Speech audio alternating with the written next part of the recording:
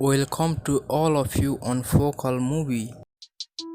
2018 में आई रोबो 2.0 भारतीय सिनेमा की सबसे महंगी फिल्म है। इस मूवी का बजट 547 करोड़ रुपए है और बॉक्स ऑफिस कलेक्शन 800 करोड़ रुपए है।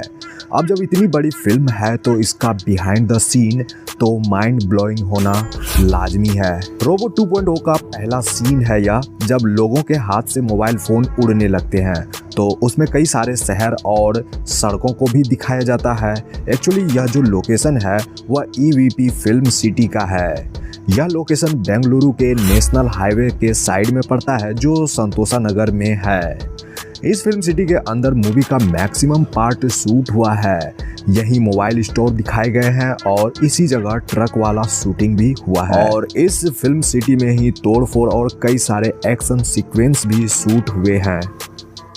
मोबाइल फोन से भरी ट्रक जब स्टोर में आने वाली होती है यह उसी वक्त का सीन है। देखिए इसे किस तरह से नाइट में शूट किया गया था, जो एक्चुअली चेन्नई के नेशनल हाईवे पर ही फिल्माया गया है। इसी सीक्वेंस के अगले पार्ट में कुछ इस तरह से शूट किया गया था। यहाँ टेलीकॉम कंपनी के ऑनर का सामना जब पक्षी राजन से होता है। एक्चुअली इस सीन को शूट करने के लिए कई सारे ट्यूब लाइट्स को कुछ इस प्रकार से सजाया गया था, तब जाकर यह प्यारा सा शॉट आपको मूवी में देखने को मिला।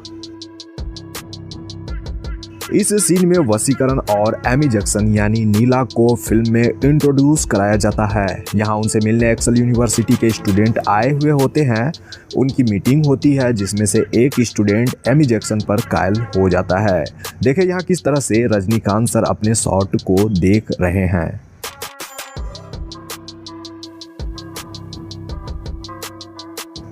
फिल्म में यह उस समय का सीन है जब पक्षी राजन मिलिट्री पर हमला करता है। इस सीन को शूट करने के लिए डुप्लीकेट टैंक्स बनाए गए थे ताकि उसे शूटिंग के दौरान विस्फोट कराया जाए।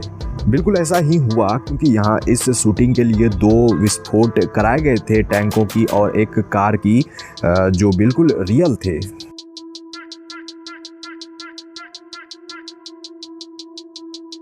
मूवी के अगले सीक्वेंस में पक्षी राजन का शहर में अटैक होता है। यहाँ जो शहर दिखाई गई है वो EVP फिल्म सिटी के ही अंदर का है, जिसे इस फिल्म के लिए ही क्रिएट किया गया था।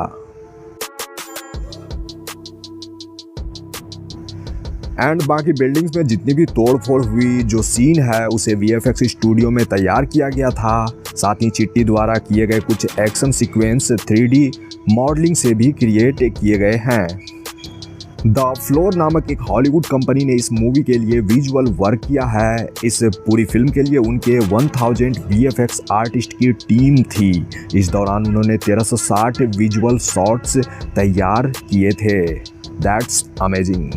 एक्चुअली रोबो 2.0 पहली भारतीय फिल्म है जिसे पूरी तरह से 3D में बनाया गया है। मेरे कहने का मतलब यह है कि कोई भी फिल्म पहले 2D में शूट होती है, फिर उसे कंप्यूटर ग्राफिक्स की मदद से 3D में बदला जाता है, बट रोबो 2.0 के साथ ऐसा बिल्कुल भी नहीं हुआ। ब्लेंडर, रेविट और माया सॉफ्टवेयर से फिल्म को पहले 3D एनिमेशन में बनाया गया था। यूँ तो मूवी में आपको कई सारे ऐसे सीन देखने को मिल जाएंगे जो रियल है ही नहीं। इन सारे शॉट्स को CGI के द्वारा ही किया गया है।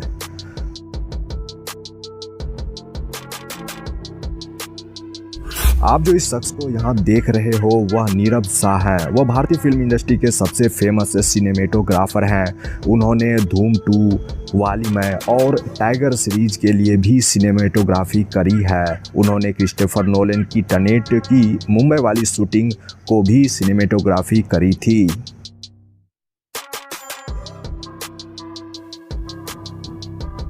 मूवी में वसीकरण के लैब को दिखाया जाता है जो पूरे 3 फ्लोर का होता है। एक्चुअली जितने भी इक्विपमेंट्स, रोबोट्स और कई सारी चीज़ें जो दिखाई जाती है वो पहले ही फ्लोर में उसे तैयार किया गया था, मतलब उसको कॉपी पेस्ट किया गया था। यानी कि बाकी ग्रीन बैकग्राउंड के जरिए कुछ इस तरह से मूवी में 3 फ्लोर क्रिएट किए गए थे। मूवी के इस सीन में पक्षी राजन द्वारा वसीकरण जी के घर पर हमला होता है, उसका यह सीन है। एक्चुअली जितनी भी दीवारें हैं उसे ग्रीन कलर से पेंट किया गया था ताकि बैकग्राउंड को VFX के जरिए बदला जा सके।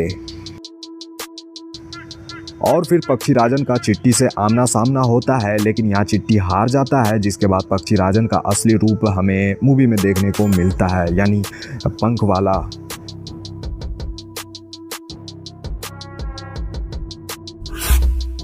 पक्षीराजन के बाद फिल्म में चिट्टी का नया अवतार होता है, यानी रोबोट 2.0। उसका चाल ढाल और रेड कलर के बाल, यानी सब कुछ नया। यहाँ रजनीकांत सर अपना शॉट देखकर हंस रहे हैं।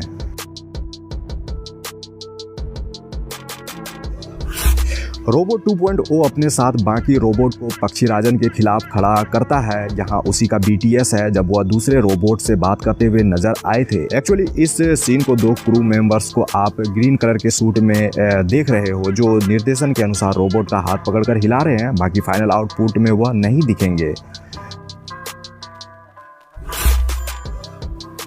मूवी का क्लाइमेक्स एक स्टेडियम में फिल्माया गया है। मैं आपको बता दूं कि यह जो लोकेशन है वो एक्चुअली दिल्ली में स्थित जवाहरलाल नेहरू स्टेडियम का ही सीन है। इस लोकेशन पर 3 तरह से शूटिंग हुई थी।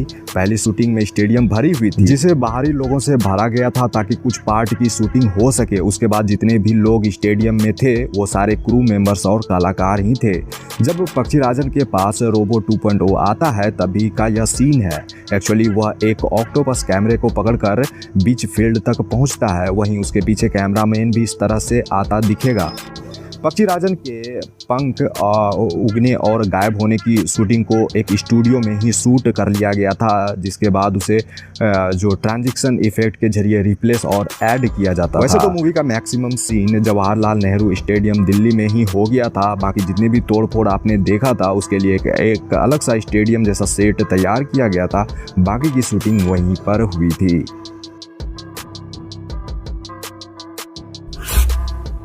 इस फिल्म में अक्षय कुमार साइंटिस्ट रिचर्ड का किरदार निभाते नजर आए हैं, जो एक एक्सपेरिमेंट करते वक्त खुद को भयानक क्रोमैन में बदल लेते हैं। वैसे तो अक्षय कुमार की 3 अलग अलग लुक आपको यहाँ देखने को मिल ही गई थी, जिसमें उनका यह वाला जो लुक है और फाइनल क्रोमैन वाला लुक सबसे इंटरेस्टिंग था। अक्षय कुमार के इस पावरफुल लुक को तैयार करने के लिए प्लास्टर ऑफ पेरिस का इस्तेमाल किया गया था। इसे प्रोस्थेटिक मेकअप भी कहा जाता है। यह प्रक्रिया जो है वो काफ़ी दर्दनाक होता है, क्योंकि अक्षय ने अपने इस मेकअप के बारे में कहा था कि उन्हें इसके लिए रोजाना 4 से 6 घंटे तक एक चेयर पर ही बैठ कर रहना पड़ता था, और तो और 2 घंटे तो मेकअप उतारने में लग जाते थे।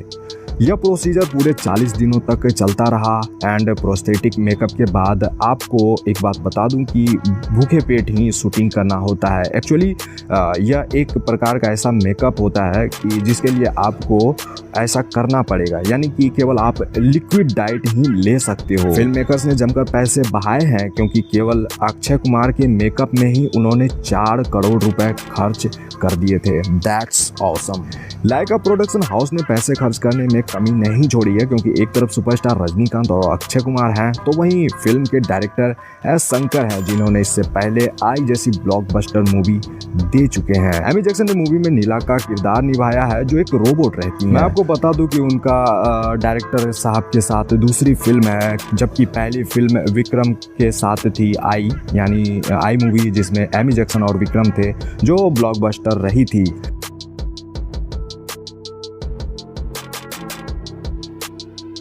यहाँ आप एमी जैक्सन को एक रोबोट में ट्रांसफॉर्म होते देख रहे हो। रजनी सर की मूवी रोबोट 2.0 और हमारी इन्फॉर्मेशन अच्छी लगी हो तो लाइक कर दें। अगर चाहते हैं कि हमारी मुलाकात आप लोगों से होती रहे तो इसके लिए सब्सक्राइब भी कर लेना। Thanks for watching.